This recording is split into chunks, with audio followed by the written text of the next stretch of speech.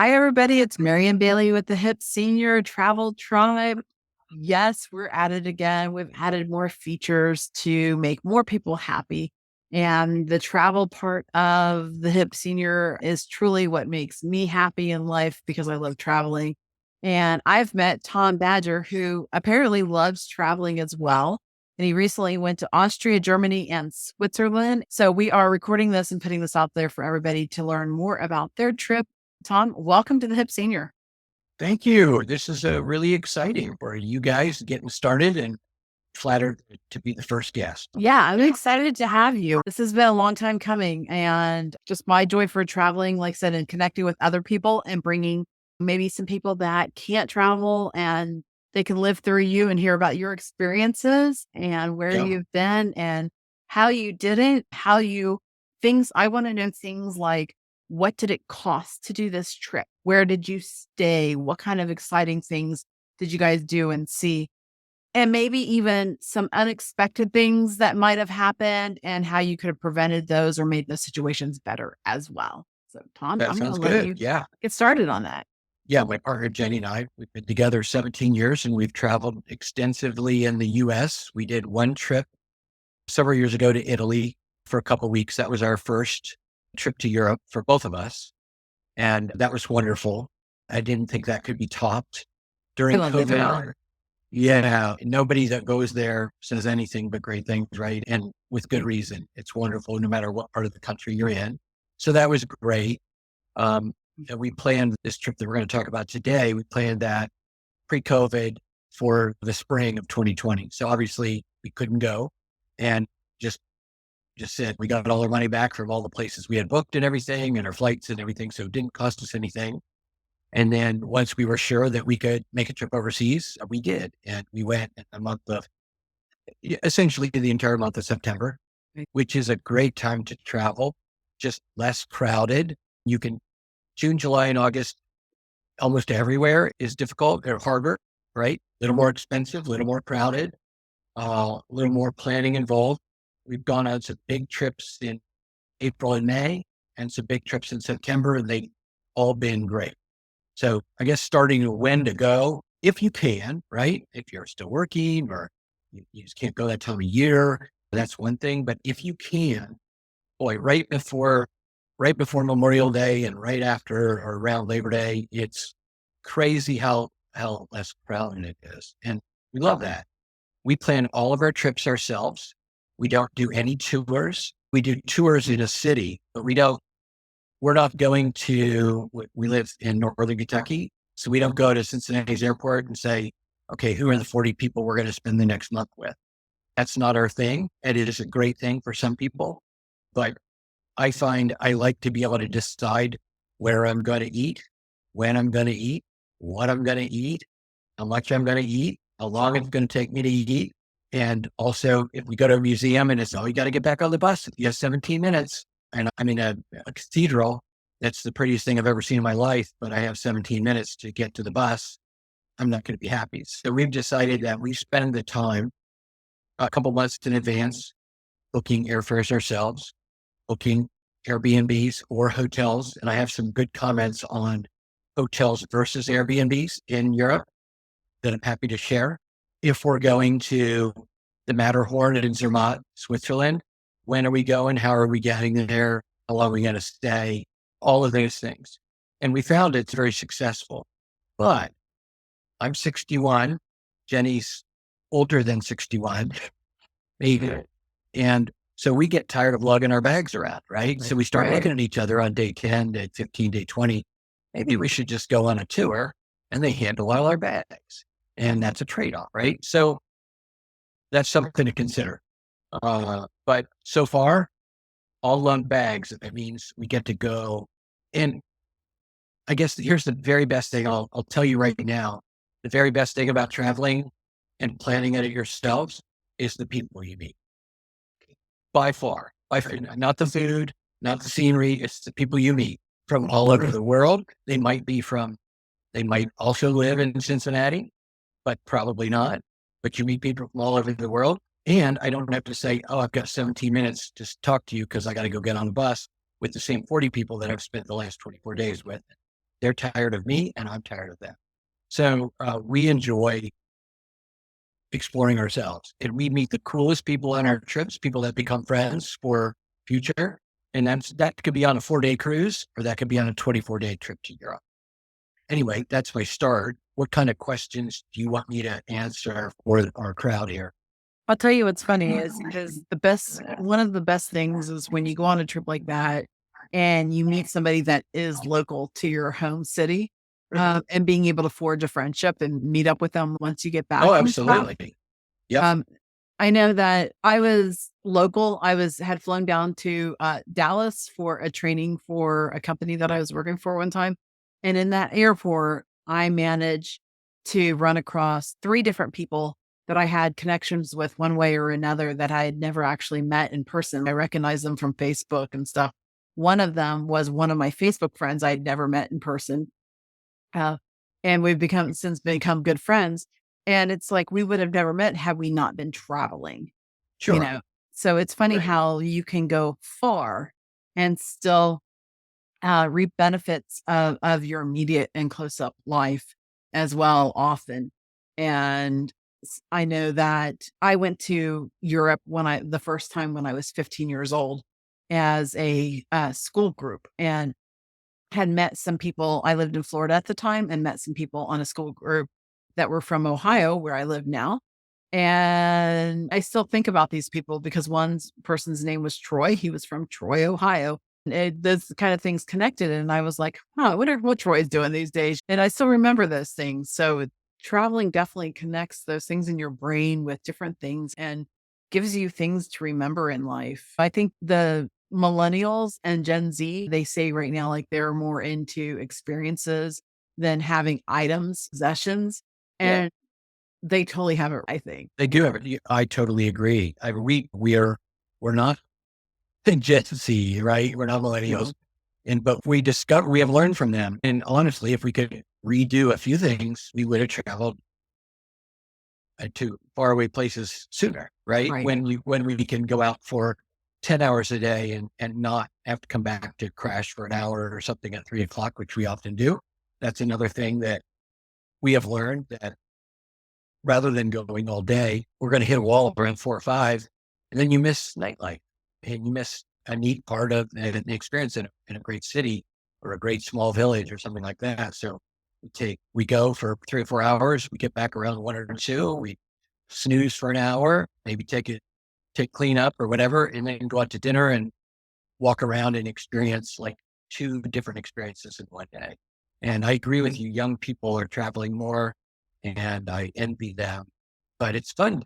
It's also fun to travel with and meet people who are much younger than you that have a different feel and maybe different experiences. Again, talking to the people is a chance. It's something you get to do only if you plan your own trips. It's very difficult to do when somebody else is telling you where to go. Exactly. And that again, but there's merit in not touching your bags more than once in a 3-week period, and that's pretty great.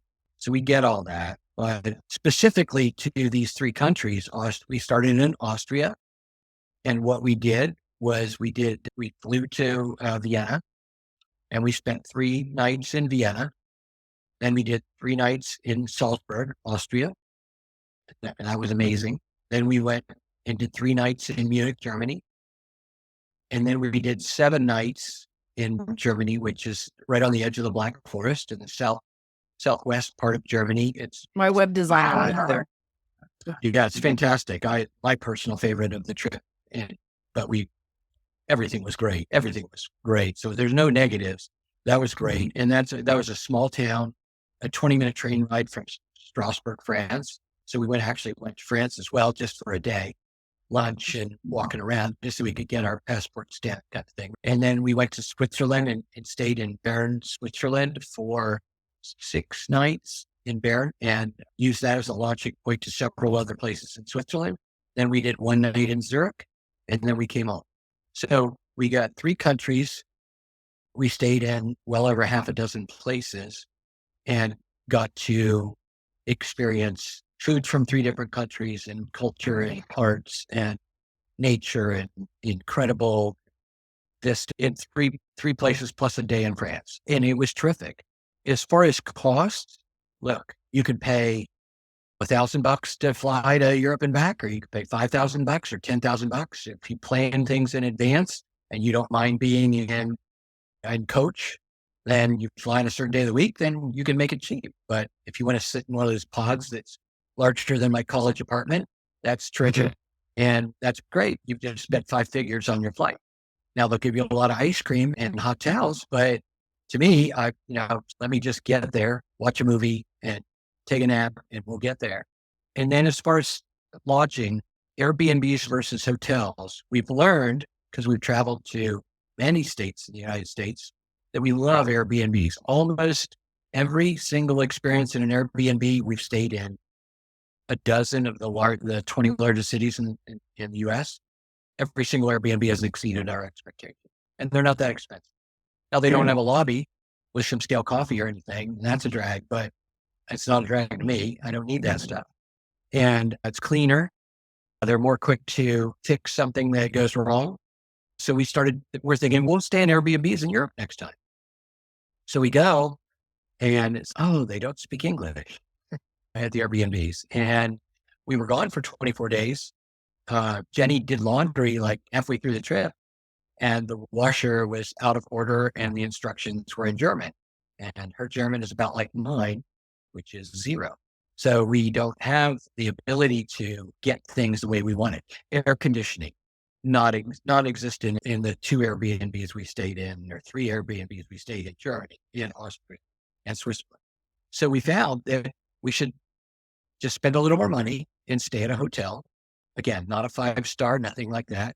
We're talking 150 to 200 euros a night. They're fine. They're clean. But then what you have there is you have a desk clerk. Now here you would think, okay, desk clerk, big whoop. What's the desk clerk going to do? The desk clerk knows where everything is. And they all speak some English, because most desk clerks are under the age of 40. And we found there's a line of demarcation there. Is if you're under 40, you speak English. If you're over 40, you might speak a little, but you don't want to speak English. You're set in your language, where if we got lost or wanted to know where something is, or the train or the bus, whatever, ask a young person. And they almost all knew English, and they were great.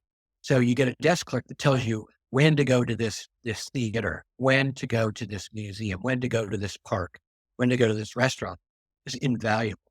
So our next trip to Europe will be all hotels, but we'll still do Airbnbs in the US. Does that make sense? Absolutely. Okay. And that's something that we learned. We had no idea. So going back to how we do the trip, you asked like, how much does it cost? How you put it together? We're Rick Steves fans. And Rick Steves, for those of you who don't know who Rick Steves is, I encourage you to get to know who Rick Steves is. He's a travel expert. He's just a tall, friendly, nerdy guy that travels all over Europe, and he writes 900-page books about one country, and everything you want is in there. Or he has go turn to page 65 and here's 3 days on Munich. And then that's all you need. You just need 3 pages on Munich, right? You can figure out the rest. You have the internet. You'll learn. Every website in Europe that we went to you can change the translation to England. I would tell people, don't be afraid of going somewhere where you don't know the language, because English is number 2 and sometimes number 1. Invaluable, right? We got around just fine. The trains run on time. The trains are clean. The trains are pretty inexpensive. We bought 2 Eurail passes that take us everywhere in all of Europe for a whole month for $400 a piece. That sounds like a lot. That's $800. That was our large travel. We went everywhere, and we just get on a train and we were good to go. And that was terrific. So yeah, what else do you want to know? What are things that inspire you to learn more in our audience? How about the hip seniors? What do you think they want to know based on what you've learned from your client? I know that seniors these days, I found that I was talking to the founder of Trusted House Sitters recently, and she said that seniors were slowing down their travels lately over the last 3 years. Obviously, we all know that COVID existed. Sure. Parts of Spain and stuff like that got hit incredibly hard with COVID. And people have been a little bit more leery of traveling because of that. And so I'm hoping now that the threat of COVID, we're always going to be living with it, right? It's like the flu and the cold, right? It's not going away. But hopefully that people will start getting out there and traveling again and being part of the world again instead of staying where they're at and being so fearful. I know Americans, if you're in Europe, you have a passport. Right. Americans, I think it's what, 10% of Americans have passports or something like that.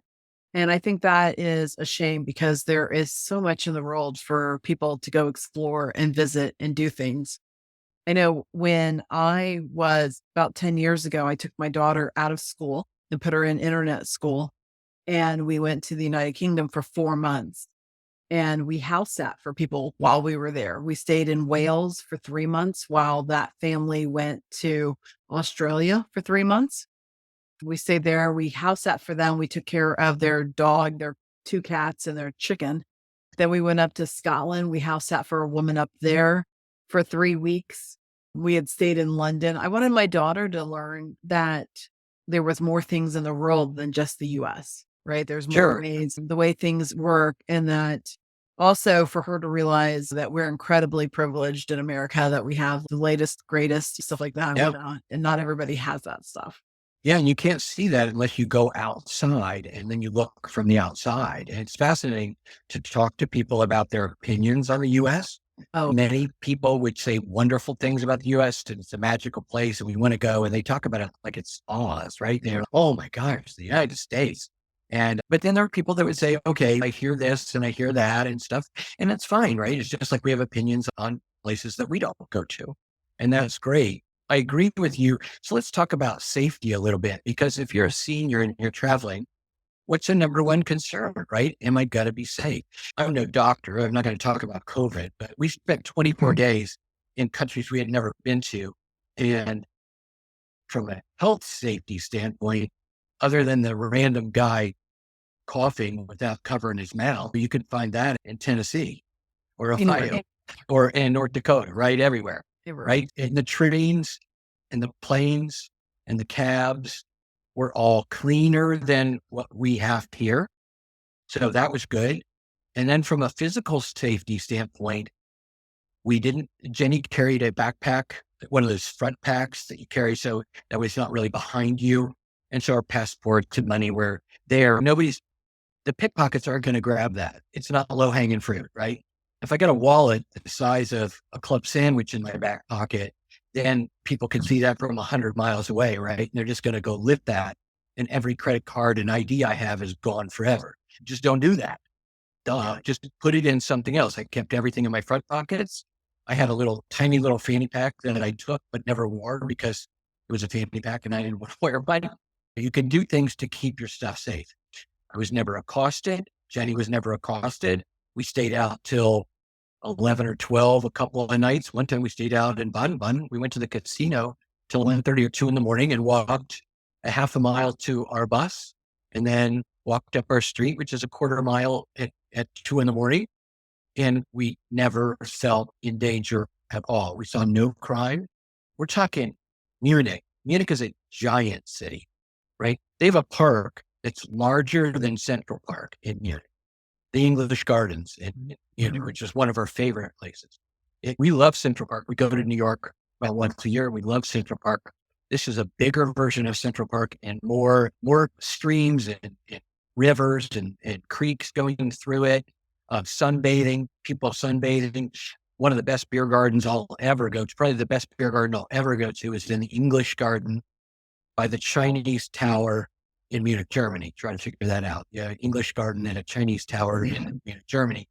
And we had rotisserie chicken and schnitzel and strudel and lots of things that start with SCH, stritzel, schnoodle, sauerbraten. And we sat and played gin rummy for 3 hours in the English Garden, like sitting in Central Park. That's way up on my list of visuals when you say, what was your favorite occurrence? We also went to Dachau, one of the concentration camps in World War II in Munich. We didn't we wanted to go. I would say I didn't want to go, but I felt like I had to go because we had to see it. We're history aficionados. And it was like, you can't go and ignore that, right? Those atrocities were as awful could be. And we went. It was a horrible experience. It was fascinating, but it was horrible, right? Those images will stay with me forever. And some of the buildings I didn't go into because frankly, I just couldn't handle it.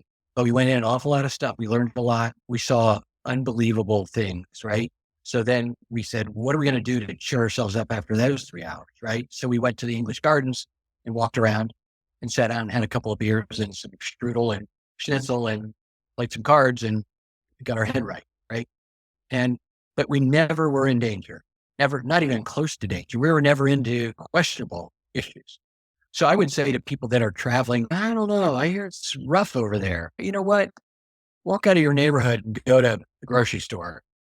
Once in a while, you're going to see something you don't like. So look at Chicago, look at New York, look at Philadelphia these days. I don't even know what's going on with that, but just there's so many things. You just turn on the news and you're going to see places in America that are much harsher than anywhere in Europe. In like Germany, for instance, they're not even allowed to have guns, maybe hunting guns, but that's about it. We're talking about a country that's a World War. So they're very strict on things like that. They also have, I don't know if you're in Germany on a Sunday, but I know from my web designer who does the Hip Senior, by the way, they're not allowed to use on Sundays. It's literally a day of rest. They're not allowed to do loud yard work or cutting down wood with loud machines that can be heard outside and stuff like that and whatever. We did experience that. Yeah. It was neat. In Austria as well. We had a Sunday in Austria, a Sunday in Germany, actually, a Sunday in Switzerland. Now, I was worried about that because I had read about that in the Rick Steves books, which again, I can't recommend enough. If you're going anywhere in Europe, I think he's far and away the best resource, and it's user-friendly to rookies. And if you've gone to Europe one time or no times or 50 times, that's the resource that we would use. And he talked about how now on Sundays, you're not going to get to go to the shops. Some people are shoppers. We're browsers. And there's a difference, right? If the shops are closed, we're probably not going in. Even if they're open, we're probably not necessarily going in once in a while, but the restaurants were still open and the locals were still eating. But you're right. There wasn't activity going on. It was quiet and very chill, right? That was a cool thing. I worried that might, in our 3 days in Vienna, we might miss some on that Sunday, being Sunday, one of the 3 days we're in Vienna, but we still had the ability to go to some really cool places. One of the American icon places, and there were several that we loved, was we went on the Sound of Music tour in Salzburg. And the Sound of Music, the movie in that 60s with Julie Andrews and Christopher Plummer, that most everybody has seen multiple times. I always said my daughter, when she was 3 or 4, she lived her life as Fraulein Maria from the Sound of Music. And she walked around, I'm Fraulein Maria, because we watched that 4-hour movie 8 days a week. And we went on a tour where we went to so many of the places that were filmed in the movie. And it really, I think sometimes tours like that are cheesy. This was incredible.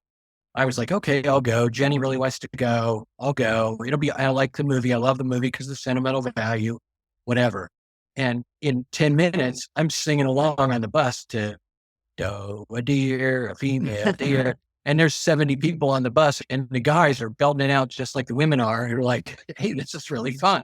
We wouldn't get caught dead doing this if our friends could see us, but we were all singing it and getting out and looking at the castles and the palaces and the small towns and the lakes and the abbey and oh my gosh, the greenhouse where they did the scene of I am 16, you are 17, that kind of thing. Right. And we have a picture in front of that. And it's like, that's great. And that tour was so fun. And you don't have to, everybody around the world saw that movie, but won Academy Awards. People are paying attention here to it. We went to the Eiger, a mountain. We went to Matterhorn in Zermatt, Switzerland, but then we went to Interlaken in Switzerland, and we went up and we were having lunch and a drink sitting across from a mountain called the Eiger. Clint Eastwood in the 1970s directed a movie called The Eiger Sanction. And it's He's a guy that's looking to kill some guy or whatever. And they're all climbing this mountain called the Eiger. And Clint Eastwood was probably 30 at the time. That's how long ago it was. And he was climbing the mountain himself, no stuntman or anything. And so we're sitting there looking at this mountain from me to you. And it's like, hey, Clint Eastwood was climbing that mountain. That's pretty cool, right? And so we dipped our toe in touristy experiences like that, but then we dipped all of our toes literally in the small towns and the charming villages. Freiburg, Germany, Luzern in Switzerland was one of our favorites. We loved Vienna and Salzburg in Austria. And the people were so friendly. They just, if you saw one grumpy guy in every 2 or 3 days, it was alarming. I'd say that guy was very friendly. And it was unusual because it was like, let it be 3 more days until we see an unfriendly person. Everybody else was nice. Our first Airbnb in Vienna, Austria, or in Salzburg, Austria, was a lady who was like in her mid 60s. And our Airbnb was on the second floor of these rickety kind of small steps. And she grabbed the biggest of our suitcases and said, here, let me get this. And she has this tiny little thing. And she hauled our 50-pound suitcase up the steps for us. I didn't ask her to do it. Actually, I promise I tried to talk her out of it. But she said, no, I get it. I get it. And she's hauling this thing up. I could barely get it up the steps. And it's like, this is cool. Who does that? She's not looking for a tip. Just being nice. And I encourage people to get out of your comfort zone, get out of your safe zone, even if it's just in the US. If you haven't been to Chicago before and you live in Cincinnati like we do, it's a 4.5 hour drive, or take a bus there and go. It's safe. There's certain areas, don't go, but it's safe. Go stretch your limits, right? I think that's what you're trying to encourage with all of your. Exactly. Okay. I know that we go to Chicago a couple times a year here in the Dayton area. And we go up to in Indiana to the sand dunes area up there. Yeah, by the water. Yep, right up by South Bend. Yep, up there. Probably further east. And we park and we take the train into Chicago from there. Yep. And it's, I'm going to say a $14 round trip, guys. Yep. It's not, so, right. And I know this isn't Germany and whatever, but if you're in this area and you've never been to Chicago, by all means do it. Go downtown. I think downtown is a lot more safer than South Chicago and some of those areas that you see online these days. People are having like drag strip racing and where they're doing the wheelies and stuff like that. Stay out of that stuff. Take the train, park, take the train. It avoids the the traffic, the tolls. It avoids all the traffic. It's you're spending $15 or $20 on Twitch there, $20 each way on tolls, unless you take the non-toll road, and then that's backed up with traffic. We go to Chicago several times a year. I agree with you. Yeah, and that's a great idea. And it's an easy drive up to Indiana. You're parking your car in a safe space. You don't have to worry about that. Then you're overcoming some of these mental obstacles, right? And every city is dangerous. We go to downtown Cincinnati. We love Cincinnati. We go down to OTR and we hear bands and go music. We don't go at 2 a.m. because frankly, nothing ever good happens after midnight. So it's always sad. Yeah, exactly. I think to us, nothing ever good happens after 10 p.m. So as we get older, we go to bed earlier. But we never saw any danger, and we don't really in the U.S. much either, unless it's almost like you're asking for it. If you go to certain areas, if you don't, it's common sense, right? It is. Yeah. And that trip to Chicago, that's a lot of fun. And those parking lots up there by the train, they run frequently. They're lit up. They're safe. Yes. And I've never had any problem with that. We usually end up staying either in Marysville or east of there a little bit further too. And the train will take you straight downtown, put you out in Millennium Park, and you can just go walk around and do the whole downtown thing. I would suggest using things like Google Maps and actually pinpointing like where the train station is. Because I always manage to get up and get out and go have fun. And then I always get turned around and backward when I go to find that train to go back. Yes. Well, and usually by the time I go to get back, it's pouring rain and I'm tired and grumpy. Right. So that ends up being an ordeal. So I definitely pinpoint where that train station is that when you're getting off of there. But again, there's so many things within just a couple of hours from here in the Midwest. But no matter where you are in the country, there's always there's many things within 2-3 hours of where you drive. And like I said, just being aware of what you're doing, where you're going, and then know ahead of time, like where you're going to stay. Are you staying at an Airbnb? Are you staying at a hotel? Do I need to make reservations? There's times when we've ventured out and not made hotel reservations only to find out like it was band camp season and the whole place was flooded with teenagers and no reservations could be made. And I ended up having to drive 2 or 3 hours longer than I could safely Yeah, do no, so. that's a planning element, especially for seniors. You don't need, we at our age, not you as being a younger person, but we have we don't need surprises, right? Surprises of where to stay, where to eat, what to do.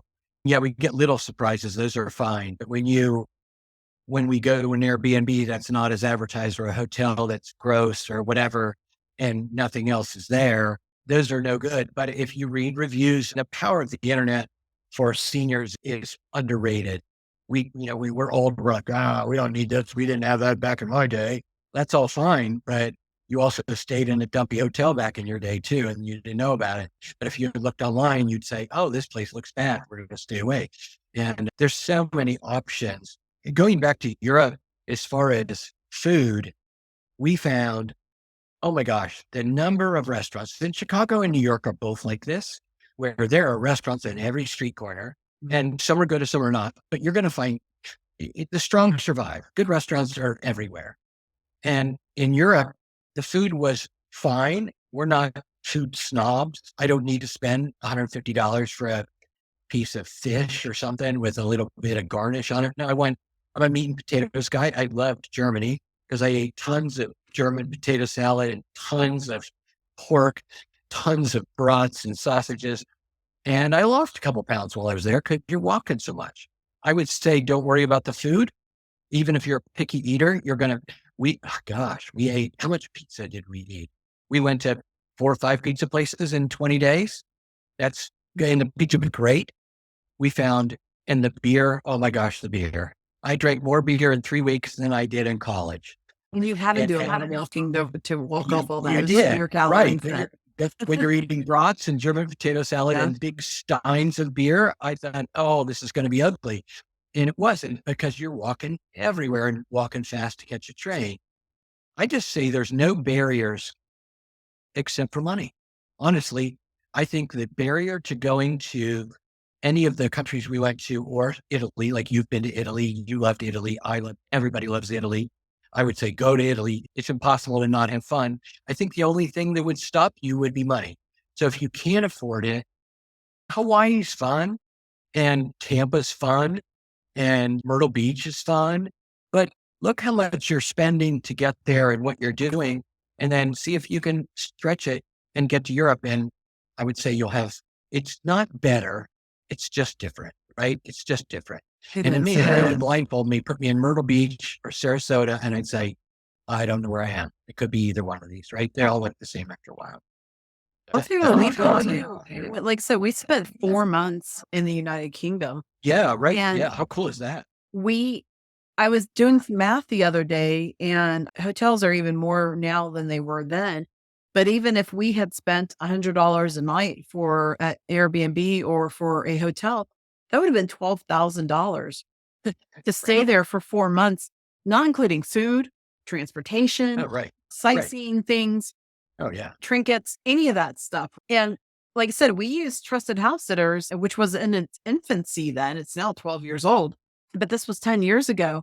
And we house sat for people. And I think including our air flight over there, which was roughly $1,000 each at the time, and we sat in coach and everything, that was roughly $1,000.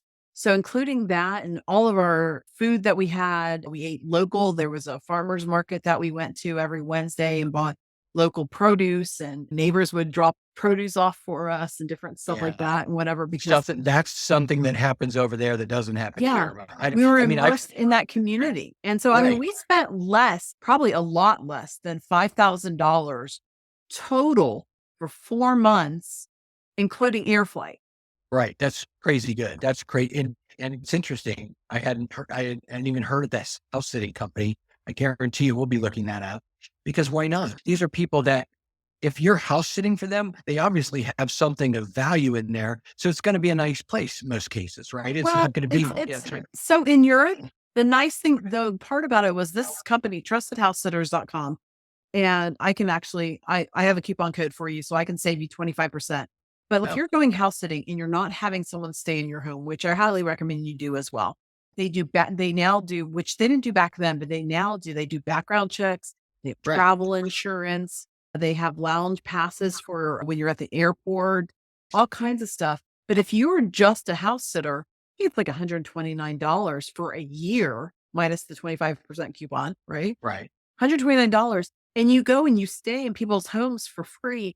But in Europe, if you leave your home unattended for a period of time and your insurance company finds out, they can like double your rate because Wow. they let you left it unsecured.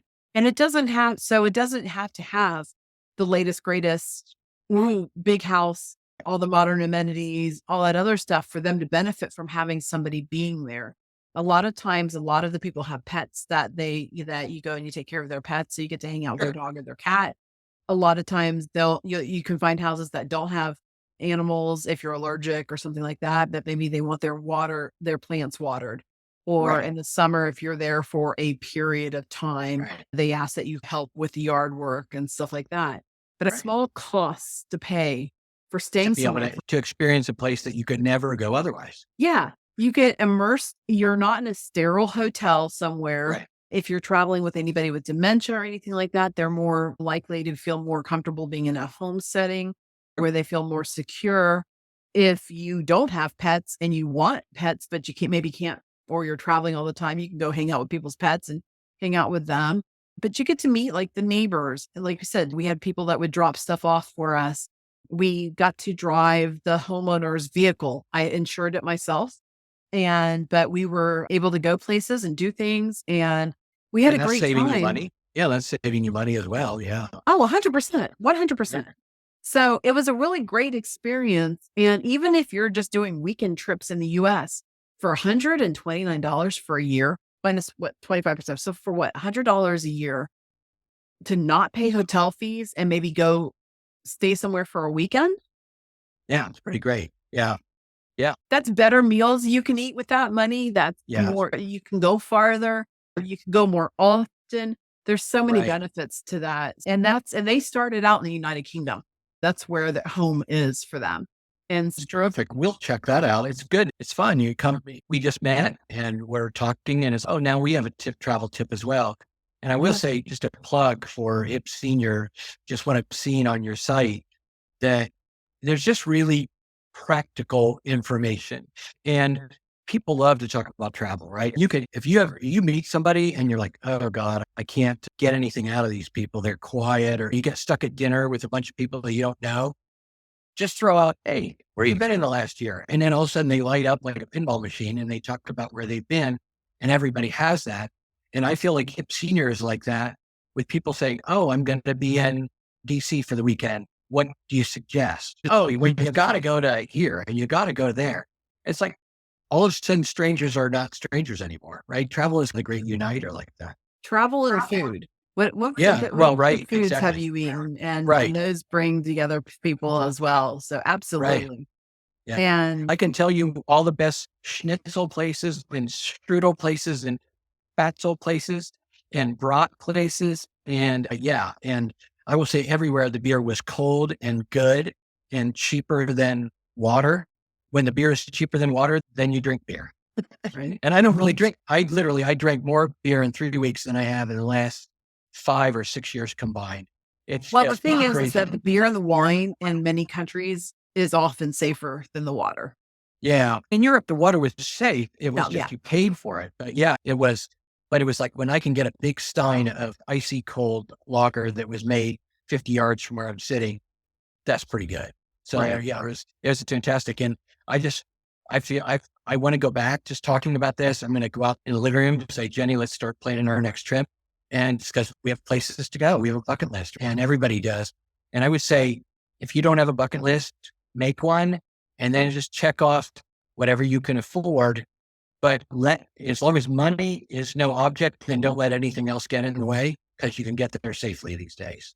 Obviously there's some dangerous places, but yeah. Definitely. Yeah. And like I said, I'll get that information for trusted house sitters because they do background checks, which they didn't do when I first signed up. I'm an OG of the HIP senior or of the trusted house sitters, but they didn't do travel background checks back then. We did a Skype meeting with the homeowner and stuff like Wow. that. And we See, that's comfort for us, right? They're checking us out, right? And I might have to they get check some out the travel. homeowner and the sitter, right? They want to make Right. sure that they're making these really good connections between people. Right. And that stuff is being taken care of. Yeah, it's a safe, but what a great idea. Yeah, And look how many places you can go if you don't have to pay for hotels. And it takes one night stay somewhere to pay for your whole membership, even if you had the most expensive membership, which is the combined one. I think that's $349 or something like that. And then minus the 25% that I can give you. Yeah, it's 2 nights stay somewhere pays for that, right? It's sure. crazy the possibilities of it. So that's why I'm so excited that the HIP Senior partnered up with them because they said, I got on with one of the founders, the original founder. Her name is Angela. I got on Zoom with her and said, hey, how do we make this happen so that seniors are enjoying their lives and going places and being able to great do idea. this? I've been to 47 states, so I have 3 left to go, which is Oregon, Washington, and Alaska. And so we're planning to go to Oregon next year for a football game. And it's like, okay, maybe we can get the other 2 states too. But that would be a great place to go, a great time to use that. And yeah, why not? Even just weekend getaways. Just, right. You know, if to go to, Chicago, or even just if you're just tired of your house, you can take local. Drive to Nashville in 4 hours, and it's a great city with a great food and culture scene and all of that. Yeah, if you can save yourself a few $100 to stay, it's like it gets you an extra day. Yeah, but you know what, Tom? Even things like during the summer, if you can get a local house sit that's in your city, and this house sit, these people have a swimming pool and you don't. Guess what? Yeah, you've got a change of scenery. You've got a pool for a weekend. Right. It's golden. The possibilities are just unlimited. That's pretty good. Look at that. I think even kids buying their parents memberships for that would be great Christmas gifts because you get to the point way they don't where, have to like, stay my with daughters, you. I don't know what to buy you, Mom. That way you don't have to stay with, you can get it for your parents. Then when they come to visit, they don't have to stay with you. They can stay at somebody else's house. But then, yeah, you could pick them up. But yeah, no, I'm kidding. Yeah, no, all kinds of possibilities. Yeah.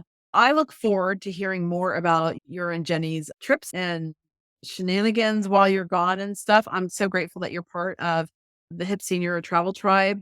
For everybody that doesn't know, we do have a group on Facebook. It's called, if you search for the HIP Senior Travel Tribe, I will put links in the comment section below for everybody to be able to connect to that. I hope you will come join us for that.